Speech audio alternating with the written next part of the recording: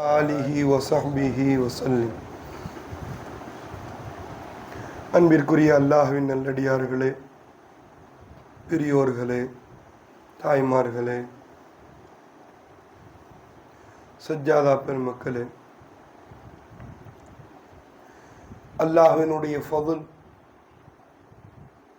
அளவற்ற கிருபை நம்மையெல்லாம் அவனுடைய ஞாபகத்துக்காக வேண்டி இந்த மஜ்லிஸிலே ஒன்று கூட்டியிருக்கின்றான். அல்ஹம்துலில்லாஹ். அல்லாஹ் ஜல்ல ஷானுஹு தஆலா வரஃபஅனா பஅதஹும் ஃபௌக பஅத் பஅதின் தரஜாத்,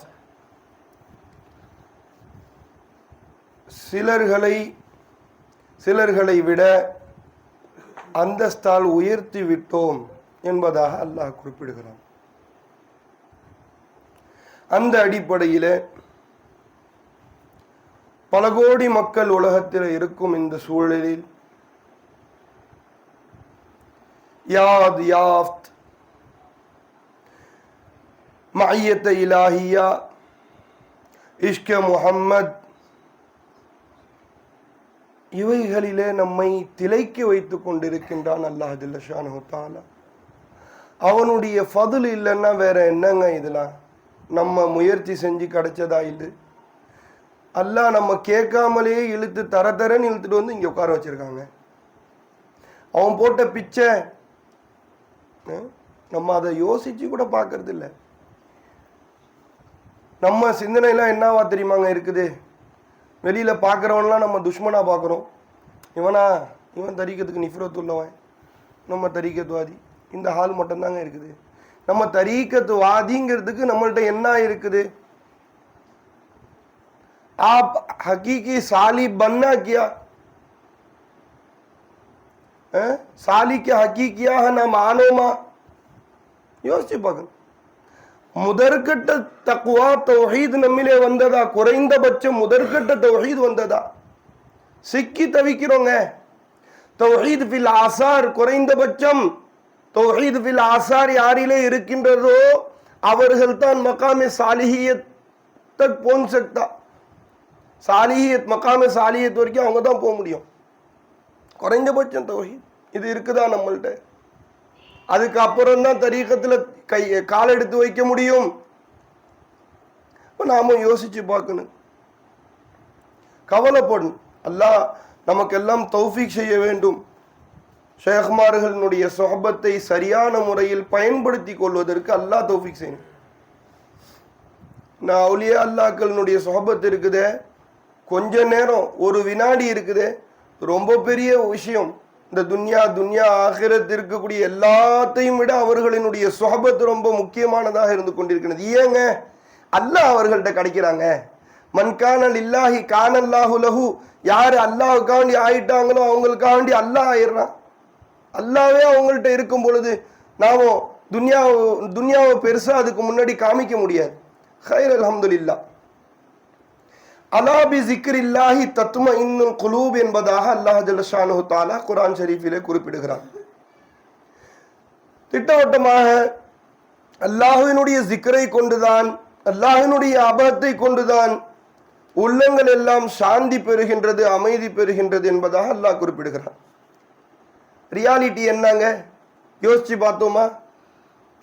இப்போ வந்தேன், பசிச்சிச்சு, ஒரு 2 ரொட்டியை போட்டோன்னு தாங்க நிம்மதியா இருக்கு. பசிக்குது, ஒரு 2 இட்லியை சாப்பிட்டா தாங்க நிம்மதியா வருது. இங்க யாது ஹக்க கொண்டு நிம்மதி கிடைக்குது? யோசிச்சு பார்த்தீங்களா?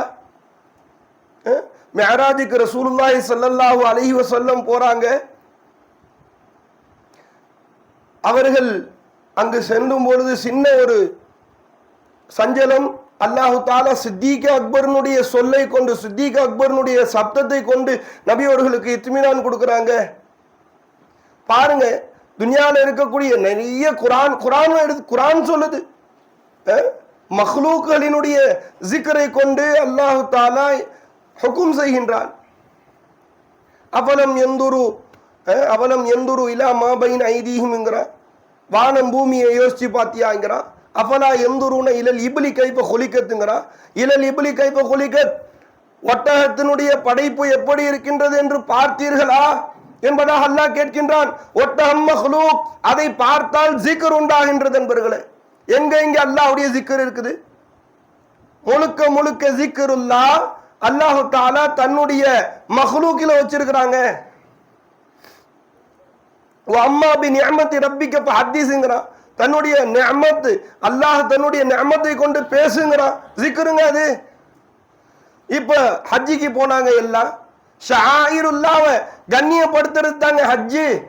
ஷஆயிருல்லாஹ்வை இப்ராஹிம் அலைஹிஸ்ஸலாத்தினுடைய என்னென்னலாம் செஞ்சாங்களோ அந்த சுன்னத்துகளை செய்வது தாங்க ஹஜ்ஜி. ஹாஜரா அம்மாவை ஞாபகப்படுத்துறது தான் ஹஜ்ஜி. இஸ்மாயில் அலைஹிஸ்ஸலாத்தினுடைய ஜிக்ர் தான் ஹஜ்ஜி. இப்ராஹிம் அலைஹிஸ்ஸலாத்தினுடைய ஜிக்ர் தான் ஹஜ்ஜி. இப்ராஹிம் அலைஹிஸ்ஸலாத்துக்கு எந்த ஷைத்தான் வந்து ஹிலல் செஞ்சாலும் அவனுக்கு கல் எறியறது தாங்க ஹஜ்ஜி. அது தாங்க ஜிக்ரு. எங்க எங்க ஜிக்ருல்லா வந்துச்சு நாம யோசிச்சு பார்க்கணும். அப்போ ஜிக்ருல்லாஹ் என்பது அல்லாஹ் ஜல்லஷானு தஆலா தன்னுடைய அடியார்களிலே, தன்னுடைய மக்லூக்களிலே அல்லாஹ் பொதிச்சு வச்சிருக்கிறான். அதை எப்படி யாஃப்து செய்யறது, அதை எப்படி பெற்றுக்கொள்வது என்பதை ஷேக்மார்களிடத்தில் நாம பெற்றுக்கொள்ள வேண்டும். அதை கொண்டுதான் நிம்மதி. சொன்னேன், சாப்பிடுவதை கொண்டுதான் பசியின் போது நிம்மதி. பணம் இல்ல ஜோப்புல 1 லட்சம் ரூபாய் பணம் வந்தா தான் நிம்மதி. மக்லூக்க கொண்டு நிம்மதி. அப்போ இது ஷிர்கா போயிடுமா? இல்லைங்க. அதை எப்படி நீங்க பாக்குறீங்களோ அந்த பார்வையை கொண்டு இது மாறுங்க. பிள்ளைய பார்த்தா பிள்ளைய கொண்டு அல்லாஹ் சந்தோஷத்தை கொடுக்குறான். பெற்றோர்களை பார்த்தா அவர்களை கொண்டு ஒரு சந்தோஷத்தை கொடுக்குறான். அவர்களை கொண்டு கல்வில நிம்மதி வருதா இல்லையா?